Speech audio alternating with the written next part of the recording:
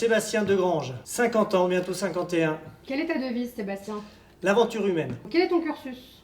Alors j'ai un cursus d'universitaire, j'ai fait une licence STAPS en voulant aller jusqu'au CAPES, mais le CAPES n'a pas voulu de moi, d'où un demi-tour sur le football. C'est-à-dire? Du coup j'ai eu une opportunité au moment où j'ai loupé mon CAPES d'aller sur Saint-Étienne à la SSE et que j'ai prise, voilà. Et du coup je me suis retrouvé à coacher des jeunes qui étaient motivés par ce qu'ils faisaient, plutôt que peut-être d'avoir des jeunes qui n'avaient pas eu envie de venir en EPS. T'as eu une carrière de joueur avant ça? J'ai été formé au centre de formation de Louan-Cuiseaux, voilà. Et ensuite de la D4 et de la DH, voilà.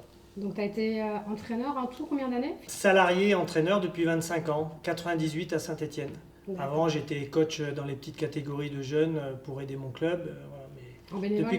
oui, ou en petit, et pendant que j'étais étudiant, pour faire mes stages et voilà, petite rémunération des fois pour être aidé.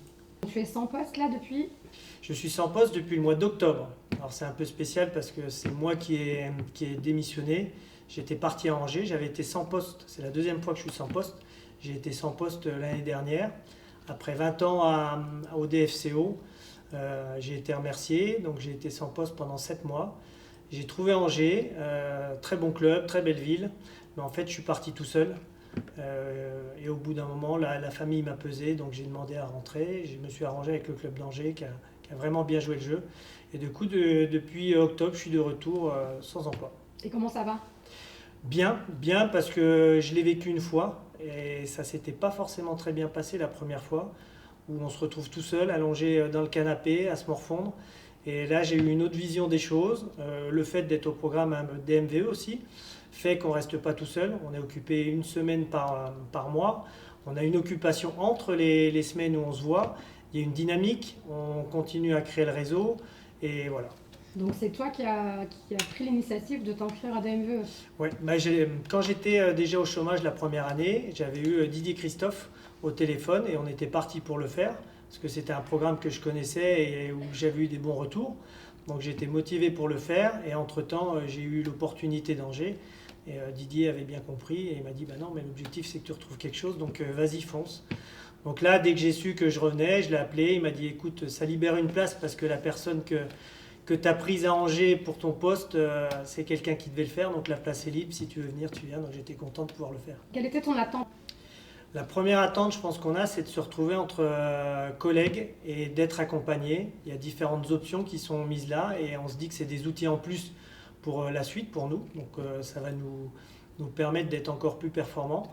De ne pas être seul, parce que je pense que la solitude du chômeur, on ne la comprend pas tant qu'on n'y a pas été.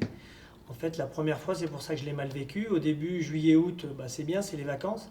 Mais quand tout le monde retourne au boulot, les enfants, et puis qu'on se retrouve à la maison entre quatre murs, on a beau essayer de faire un peu de sport, de se bouger, tous les autres ont leur vie sociale et nous on se retrouve un peu seuls. Donc ça a été dur et là c'est vraiment une opportunité de ne pas se retrouver seul et d'être accompagné. C'est vraiment le mot qui va bien pour cet accompagnement. Et ta rencontre avec les autres stagiaires, le premier jour? Alors il y en avait deux que je connaissais, voilà, ou de nom ou parce qu'on avait été formés ensemble avec William à Louan. Mais c'est encore une fois, ça va bien avec ma devise, l'aventure humaine, c'est de connaître d'autres personnes, s'enrichir des autres.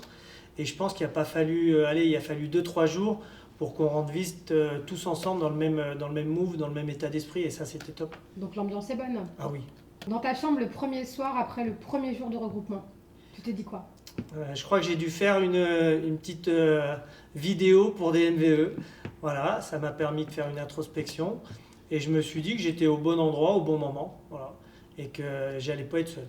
Et donc là, à 3 mois du premier jour du programme, tu sens ton évolution dans quoi? Je ne suis pas trompé dans mes choix d'options. Voilà. Moi, j'ai l'informatique et le projet professionnel. Et en fait, le projet professionnel, j'avais une idée qui me trottait dans la tête et ça a permis pas de la faire aboutir encore, mais au moins de lui donner forme. La coucher sur le papier un peu. Voilà, lui donner forme et d'avoir une visibilité pour l'avenir.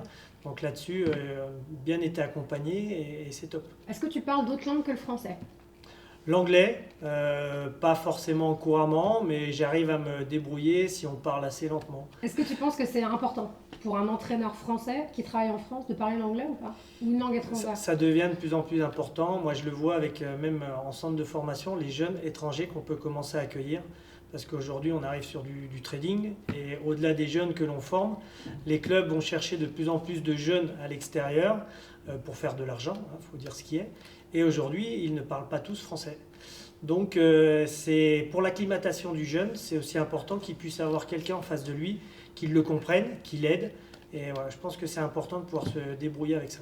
Quelle est ta spécialité ou tes spécialités dans le foot? L'entretien individuel avec les jeunes. D'où l'idée de monter un petit peu ma boîte d'accompagnement individuel.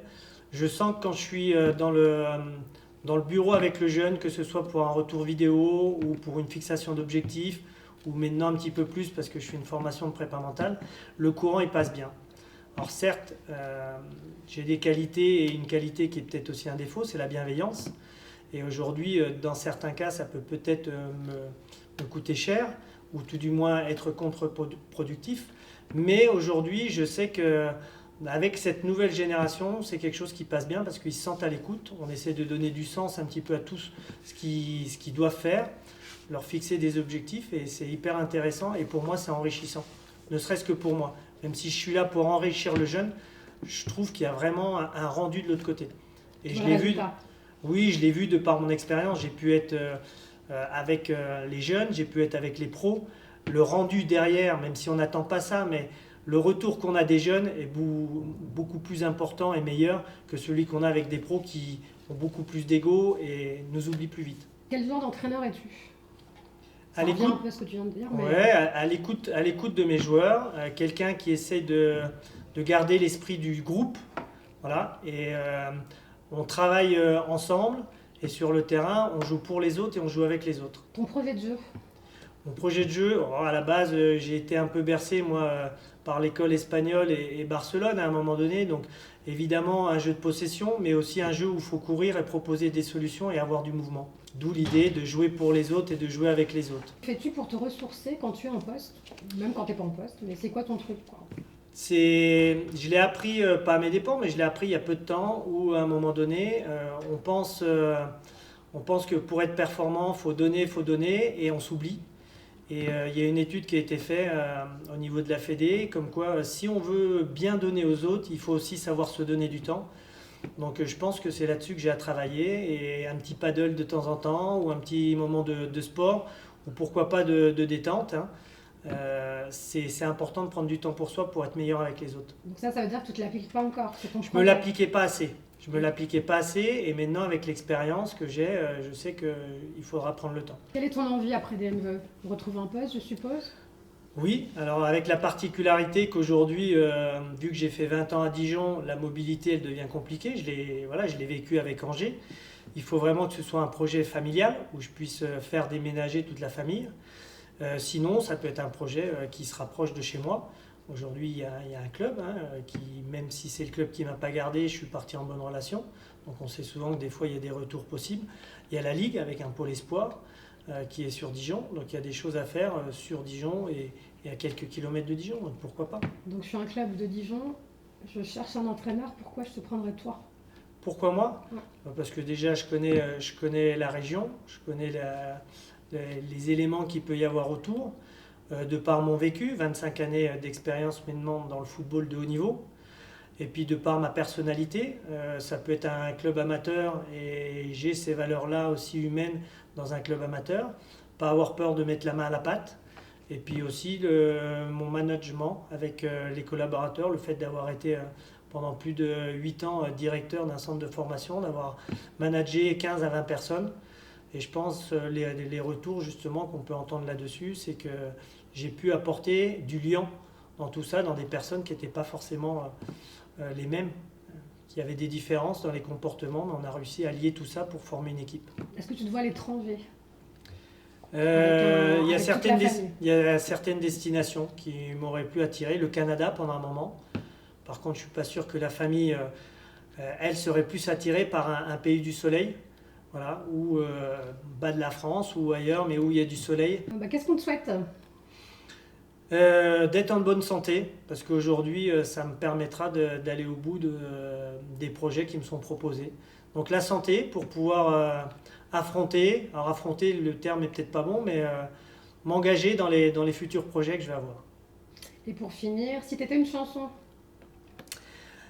Question qui me fait bien réfléchir, je suis quelqu'un qui est assez éclectique sur les chansons, qui écoute beaucoup de choses. Des paroliers comme Grand Corps Malade, Ouais. voilà, ou le J'ai rêvé, ou des paroles ou des chansons qui parlent un peu d'amour, de préto avec un peu de love et de tendresse, voilà, dans ce monde de brut. Tu nous en chantes Voilà. un petit bout? Hein? Tu nous en chantes un petit bout? Un peu de love et de tendresse, c'est tout ce qu'il nous reste. Un peu de love, un peu de love, un peu de love et de tendresse.